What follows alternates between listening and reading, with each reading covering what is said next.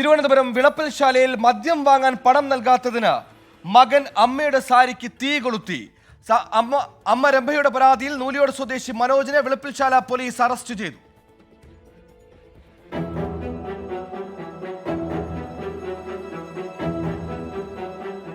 ഇന്നലെ വൈകിട്ടാണ് സംഭവം.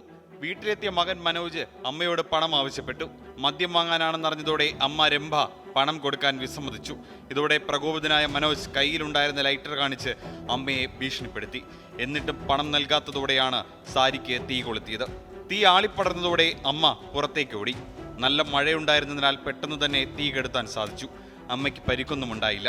പിറ്റേന്നാണ് വിളപ്പിൽശാല പോലീസിൽ പരാതി നൽകിയത്. മനോജ് സ്ഥിരം മദ്യപാനിയാണെങ്കിലും അമ്മയ്ക്ക് നേരെ ഉണ്ടായ ആക്രമണം ഇതാദ്യമാണ്. അമ്മയെ കൊലപ്പെടുത്തണമെന്ന ഉദ്ദേശമില്ലായിരുന്നുവെന്നും പേടിപ്പിക്കാനാണ് തീ കൊളുത്തിയതെന്നുമാണ് മനോജ് പോലീസിന് നൽകിയ മൊഴി.